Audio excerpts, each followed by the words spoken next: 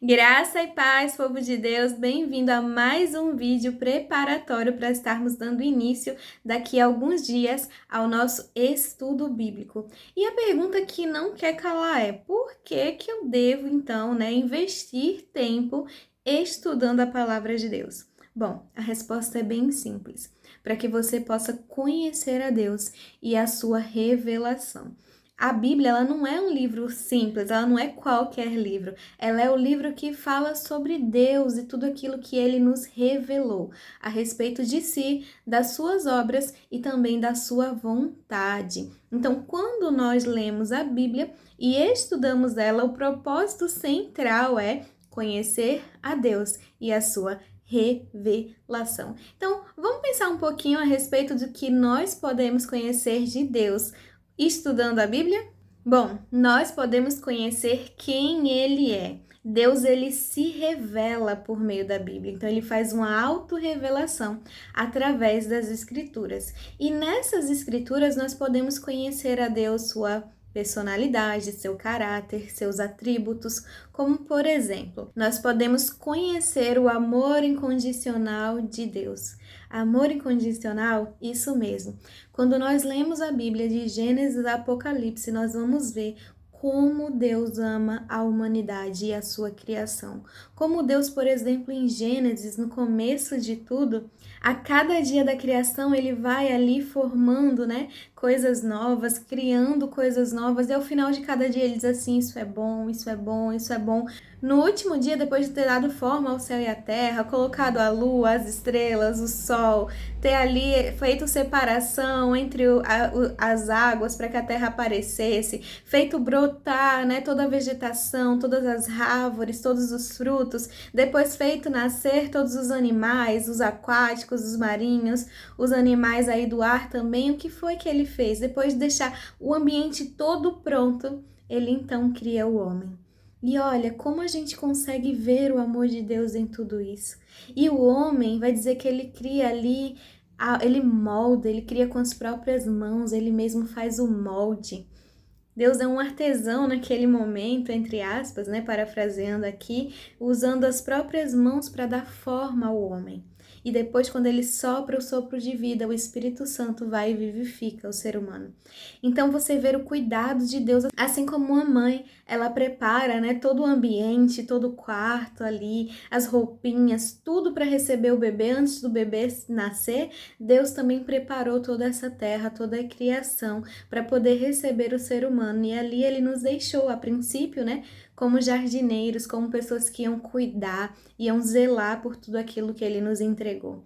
Bom, então nós conseguimos ver o amor de Deus desde a criação, depois vemos o amor de Deus por meio de Cristo. Quando Deus entrega, a Bíblia vai dizer que Deus amou tanto o mundo que deu seu Filho unigênito para que todo que nele crê não pereça, mas tenha a vida eterna. Então, mais uma vez, é mais uma passagem onde vemos o amor de Deus ali ser tamanho ao ponto de entregar o seu Filho. Será que nós, seres humanos, estamos dispostos a entregar os nossos filhos por pessoas pecadoras, pessoas que não merecem, pessoas que não nos amam? Porque foi muito mais do que isso que Deus fez. Nós éramos rebeldes, nós não queríamos saber de Deus, nós fazíamos tudo que desagradava o Senhor, não tínhamos feito nada para merecer tamanho amor e Ele nos amou. Então, porque Ele nos amou primeiro, nós o amamos. E a Bíblia vai seguir, aí do início ao fim, mostrando o amor de Deus pela humanidade. Então, ali nós vemos o amor incondicional de Deus. Outro atributo que nós podemos perceber quando estudamos as Escrituras é a santidade de Deus. A gente consegue ter uma faísca, ver ali, ter uma percepção muito pequena da santidade de Deus, porque quando nós vemos, por exemplo, a passagem em que o profeta ele tem uma visão do céu e ele vê os anjos adorando a Deus, dizendo santo, santo, santo, a gente não consegue ter dimensão dessa santidade de Deus, ao ponto dos anjos estarem ali e repetindo que ele é santo. Mas nós conseguimos, dentro da nossa capacidade humana, perceber que Deus é puro nas suas ações, ações e que ele age com justiça. Então, tudo que Deus faz é puro e justo. Por isso, nós conseguimos ver que somente um ser santo consegue ser puro e justo nas suas ações. E é isso que nós também vemos, descobrimos quando lemos e estudamos a Bíblia. Outro ponto é a fidelidade constante de Deus. A Bíblia é repleta de promessas de Deus e nunca é Deus que quebra as suas promessas, nenhuma vez. Quando é alguém que quebra as promessas, é o ser humano. Quando depende de alguma ação nossa para uma promessa se cumprir, muitas vezes nós vamos ver ali que o ser humano ele descumpre a promessa e ele acaba perdendo ali a bênção. Mas Deus sempre cumpre as suas promessas. Deus é aquele que tudo que ele fala, ele cumpre. A palavra vai dizer que Deus não é homem para que minta, nem filho do homem para que se arrependa. Acaso ele vai falar e não vai cumprir? E outro trecho nós vamos ver, né? Todas as boas promessas do Senhor se cumpriram. Então nós precisamos, por meio das escrituras, desse estudo, buscar compreender como Deus é fiel às suas promessas, até mesmo quando nós somos infiéis. Então Deus é o Deus que cumpre a sua palavra. Não importa o tempo que passe, não importa o que aconteça, o Senhor cumpre todas as suas promessas e isso é muito perceptível quando nós estudamos a forma como Deus trata o homem, como se relaciona com o ser humano. Também vamos perceber a sabedoria infinita de Deus, como o plano de Deus, o propósito de Deus é perfeito, como ele acopla ali toda a humanidade, como ele nos leva sempre a caminhos bons para ter um destino, né, que desejamos, como Deus faz tudo pensado, planejado e perfeito. Isso a gente vai vendo de acordo com que as histórias vão se desenvolvendo, nós vamos entendendo, então Deus fez isso por causa daquilo, e as peças vão se encaixando e a gente vai compreendendo a sabedoria de Deus para lidar com a história da humanidade. E o último ponto que eu quero trazer, né, que a gente vai aprender também ao estudar a Bíblia sobre quem é o seu poder e soberania. Deus não sai do controle de nenhuma situação, mesmo quando parece que tudo deu errado e que aquilo que Deus estava tentando fazer não conseguiu concluir. Aí a gente vê a história mudando os rumos e Deus usando até mesmo das adversidades para levar ali o seu povo ao destino que ele deseja, ao propósito que ele deseja. E a gente vê também o poder de Deus, que é um poder infinito, né? O Senhor é todo poderoso, ele pode abrir o mar, ele pode fazer o tempo parar, ele pode estar ali protegendo o seu povo com exércitos gigantescos, ou um único anjo pode matar milhares dos adversários. Então a gente vê o poder de Deus sendo manifesto durante todas as escrituras, sendo manifesto para estar trazendo cura, salvação, libertação, para estar ressuscitando os mortos, como ele ressuscita a Cristo. Então nós vemos o poder de Deus quando nós lemos e estudamos as Escrituras. Então, estudar a Bíblia vai nos ajudar a conhecer a Deus de forma mais profunda. Isso vai transformando o nosso pensamento, as nossas ações, nossa forma de agir, de viver, e aprofunda também o nosso relacionamento com Deus, porque quanto mais a gente conhece Deus, mais próximo nós ficamos dele. E isso também vai nos ajudar a compreender qual é a vontade de Deus para nós. A Bíblia ela não vai ser específica em dizer, Patrícia, você nasceu para isso, né? Raquel, você nasceu para fazer aquilo. Mas ela é a fonte para nós chegarmos a essa resposta, porque nós vamos estar ali conhecendo o caráter e os princípios de Deus, e quando nós conhecermos, nós vamos poder também nos guiar por ele e ali tomar as melhores decisões. Também como eu falei antes, né? Quanto mais você conhece de Deus, mais próximo você está dele. Quanto mais próximo você está dele, mais você vai conseguir ouvir a voz do Senhor para saber o que ele deseja de você para esse tempo, para saber qual é a vontade dele para você. Existe a vontade que é geral de Deus. Deus quer que todos sejam assim, todos venham a fazer isso. E existe também os propósitos que são individuais. Cada um vai ter um chamado a se cumprir. Mas os princípios e o caráter de Deus, eles devem estar ali guiando as nossas escolhas durante a nossa vida. Bom, então enquanto estudamos a Bíblia, nós vamos, por exemplo, aprender sobre os mandamentos e os princípios da palavra de Deus. A Bíblia ela vai nos ensinar como viver viver, como amar, como perdoar as pessoas, como servir, como adorar, e tudo isso vai nos ajudar a caminhar de forma assertiva na nossa vida e nas nossas decisões. Nós também vamos aprender com o estilo de vida, ou seja, quando nós lemos sobre alguns personagens, algumas pessoas que interagiram com Deus, que estão, histórias de pessoas que estão na Bíblia, nós aprendemos com os erros e com os acertos delas. Então, nós aprendemos com as suas experiências. Bom, algumas pessoas dizem que inteligência é você aprender com seus próprios erros e sabedoria é você aprender com os erros dos outros. Então, quando aprendemos com a história do outro, sem precisar passarmos pelas mesmas situações, estamos sendo sábios. Então, a sabedoria vem de aprender com essas experiências que Deus narra e narra de forma tão fiel que Ele não esconde nada, não esconde nenhum erro, nenhum pecado, Ele deixa tudo ali à mostra para que nós possamos aprender, tanto com os erros quanto com os acertos daquelas pessoas que tiveram ali a sua história com Deus contadas dentro da palavra. Podemos ter, ao estudarmos a Bíblia, direção para as nossas decisões, isso mesmo, quando nós internalizamos os valores e o caráter de Deus, ou seja, pegamos para nós aqueles valores que o Senhor tem, o caráter do Senhor, começamos a ter isso gerado em nós, então nós também começamos a fazer com que a nossa própria vontade esteja alinhada com a de Deus.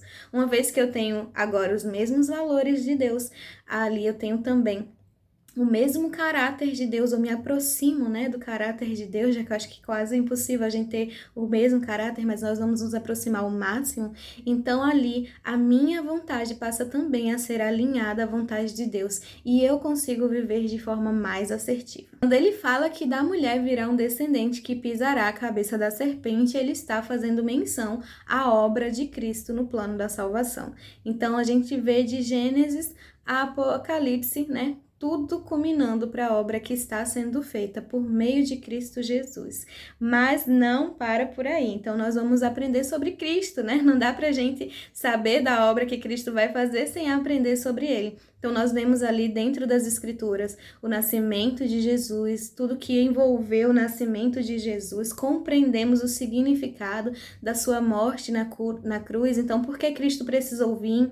Por que Ele precisou morrer na cruz, Por que o preço dos nossos pecados ele foi tão alto? Como Jesus conseguiu pagar o preço dos nossos pecados?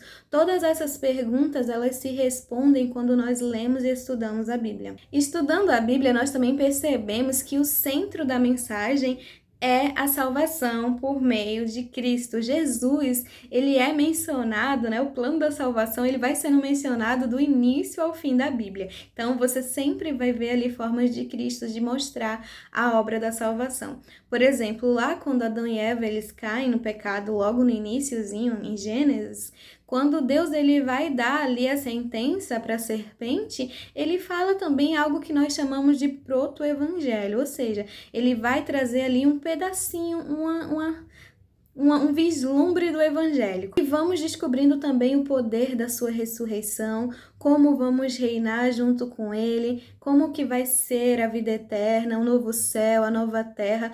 Tudo isso nos é explicado por meio das Escrituras. Então, conhecer a Jesus não é apenas conhecer um personagem histórico, mas ter um relacionamento pessoal com o nosso Senhor e Salvador. Então, ao mesmo tempo que, assim como nós conhecemos Deus e nos aproximamos dele, quando nós conhecemos Jesus, também estamos nos aproximando do Pai. A palavra de Deus vai dizer que Jesus é o caminho, a verdade e a vida. Ninguém vai ao Pai a não ser por ele. Então, precisamos conhecer esse caminho para podermos chegar mais próximos do Pai. Amém? Mas não para por aí, porque quando Jesus ele ressuscita, passa aqueles 40 dias ali com seus discípulos, ele sobe ao céu. Então hoje Jesus está sentado à direita de Deus Pai, Todo-Poderoso, até o dia que ele retorne para nos buscar. Enquanto isso, nós estamos aqui sendo cuidados pelo Espírito Santo. E é a Bíblia que vai também nos contar a respeito do Espírito Santo, vai nos apresentar ele, não como um poder somente, mas mas como uma pessoa que é ali, né, a manifestação do poder de Deus. Assim como Jesus, o Espírito Santo também é Deus, né? E é o Espírito Santo, como já mencionei antes, que vai nos ajudar a entender as Escrituras. Você quer entender a palavra de Deus? Não tem como entender sem o Espírito Santo. Eu vou repetir isso aqui o tempo todo, por mais que a gente consiga, né, compreender contexto, compreender aí muitas coisas relacionadas à linguagem e à época, mas só vamos ter total pleno conhecimento da revelação de Deus se o Espírito Santo estiver ministrando em nós a sua palavra. Então nós precisamos que o Espírito Santo esteja em nós para que a palavra de Deus seja viva e transformadora nas nossas vidas. É o Espírito Santo que nos convence do pecado e da justiça. O convencimento não vem pelo pregador que está lançando as sementes, está lançando a palavra, mas pelo Espírito Santo que dá crescimento a ela no nosso coração quando nós damos abertura para ele, quando nós não endurecemos o nosso coração para a palavra que estamos ouvindo. Isso está lá nas Escrituras, né? A palavra de Deus vai dizer que quando nós ouvimos a sua voz, não endureçamos os nossos corações, porque Deus não tem como tratar, como falar através de um coração endurecido. Nosso coração precisa estar ali completamente entregue, disposto a ouvir a palavra de Deus, a ministração interior que o Espírito Santo vai fazer em nós. O Espírito Santo também aqui, além de nos ensinar, né, de nos revelar a palavra de Deus, ele também vai nos capacitar, vai nos lembrar, fazer com que essa palavra ela fique enraizada nos nossos corações, gravada nos nossos corações, para que a gente não se aparte dela. É o Espírito Santo também que nos capacita a obedecer. Nós não conseguimos obedecer a Deus sozinhos. Nós precisamos estar unidos a Cristo. Estamos unidos a Cristo por meio do Espírito Santo. Por fim, é nas Escrituras também, no estudo delas, que é muito importante que nós entendemos quem Deus quer que nós sejamos. Ou seja, pessoas semelhantes a Jesus. Deus quer que nós sejamos imitadores de Cristo. Deus quer que a nossa mente ela seja aí completamente renovada pela palavra e os nossos pensamentos sejam cativos a Cristo. Deus quer nos dar um novo coração. Deus quer que nós vivamos agora uma vida nova, né? Nasçamos de novo na água no Espírito, mas dessa vez para estarmos unidos a Cristo. Então, Deus é mostrando ali o que Ele espera do seu povo por meio das Escrituras. Ele nos chama, por exemplo, para ser santos. Santos são aqueles que são separados. Nós, como cristãos, somos pessoas separadas para Deus. Nós não vivemos no mesmo caminhar do mundo, nós vivemos na contramão, porque não somos do mundo, estamos no mundo, mas não somos dele, somos seres do reino de Deus, somos sacerdotes, somos povo escolhido, nação santa, tudo aquilo que Deus declarou sobre nós, somos filhos, porque uma vez unidos a Cristo, recebemos a adoção de filhos, né? E todo aquele que obedece a palavra de Deus é chamado de filho. Então hoje nós somos filhos. Na palavra nós também vamos aprender que Deus ele nos ensina a amar. Né? Se Deus é amor e Ele demonstra isso como a gente falou em todas as Escrituras, nós como filhos, como povo dele, não podemos ser pessoas que não amam. Então Ele nos ensina a amar a Ele acima de todas as coisas e ao nosso próximo também. Então o amor, ele permeia a vida do cristão, ele deve permear a nossa vida. Também é na palavra que nós aprendemos que Deus nos capacita a sermos pessoas parecidas com Cristo por meio dos frutos do Espírito Santo. Então, quanto mais cheios do Espírito Santo, mais os frutos vão sendo desenvolvidos na nossa vida. Que frutos são esses? O amor, a alegria, a paz, a paciência, amabilidade, bondade, fidelidade, mansidão, domínio próprio.